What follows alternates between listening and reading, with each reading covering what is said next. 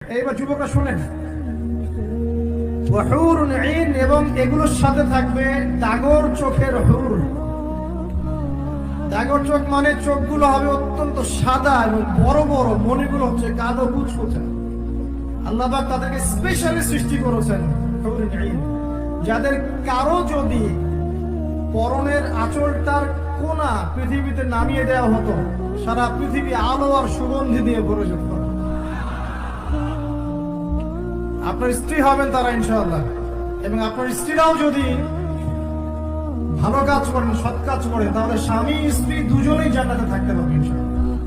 দুই ধরনের নারী জান্নাতে দেয়া হবে মুমিন পুরুষদের জন্য।